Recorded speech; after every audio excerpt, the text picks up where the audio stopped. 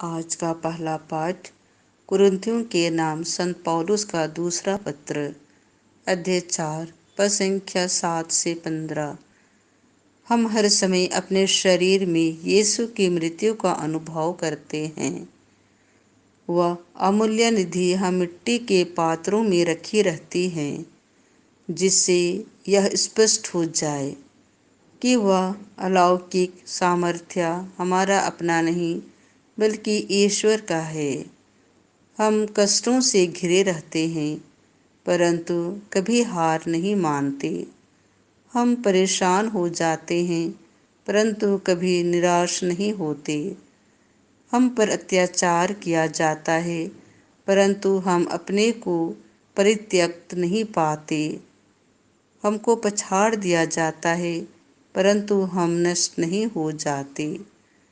हम हर समय अपने शरीर में यीशु के दुख भोग तथा मृत्यु का अनुभव करते हैं, जिससे यीशु का जीवन भी हमारे शरीर में जीते जी हमें यीशु के कारण निरंतर मृत्यु का सामना करना पड़ता है, जिससे यीशु का जीवन भी हमारे नाश्वर शरीर में प्रत्यक्ष हो जाए।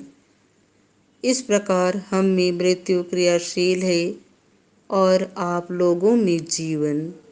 धर्म ग्रंथ कहता है, मैंने विश्वास किया और इसीलिए मैं बोला।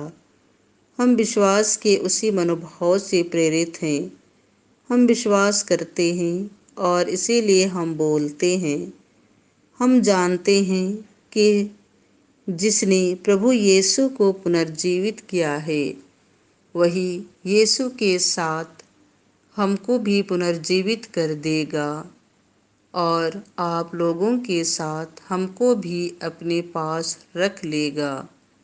सब कुछ आप लोगों के लिए हो रहा है, ताकि जिस प्रकार कृपा बहुतों में बढ़ती जाती है, उसी प्रकार ईश्वर की महिमा के लिए धन्यवाद की प्रार्थना करने वालों की संख्या भी बढ़ती जाए।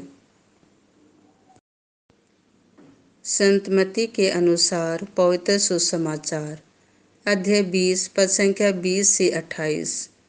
तुम मेरा प्याला पियोगे। जबेदी के पुत्रों की माता अपने पुत्रों के साथ यीशु के पास आई और उसने दंडवत करके उनसे एक निवेदन करना चाहा। यीशु ने उससे कहा, क्या चाहती हो? उसने उत्तर दिया, ये मेरे 2 बेटे हैं। आप आज्ञा दीजिए कि आपके राज्य में एक आपके दाएं बैठे और एक आपके बाएं। यीशु ने उनसे कहा, तुम नहीं जानते कि क्या मांग रहे हो। जो प्याला मैं पीने वाला हूँ, क्या तुम उसे पी सकते हो? उन्होंने उत्तर दिया, हम पी सकते हैं। इस पर यीशु ने उनसे कहा, मेरा प्याला तो तुम पियोगे, किंतु तुम्हें अपने दाएं या बाएं बैठने देने का अधिकार मेरा नहीं है। वे स्थान उन लोगों के लिए है जिनके लिए मेरे पिता ने उन्हें तैयार किया है। जब 10 प्रेरितों को यह मालूम हुआ, तो वे दोनों भाइयों पर क्रुद्ध हो गए। यीशु ने अपने शिष्यों को अपने पास बुलाकर कहा, तुम जानते हो कि संसार के अधिपति अपनी प्रजा पर निरंकुश शासन करते हैं और सत्ताधारी लोगों पर अधिकार जताते हैं। तुम में ऐसी बात नहीं होगी। जो तुम लोगों में बड़ा होना चाहे, वह तुम्हारा सेवक बने, और जो तुम में प्रधान होना चाहे, वह तुम्हारा दास बने। क्योंकि मानव पुत्र भी अपनी सेवा कराने नहीं, बल्कि सेवा करने तथा बहुतों के उद्धार के लिए अपने प्राण देने आया है।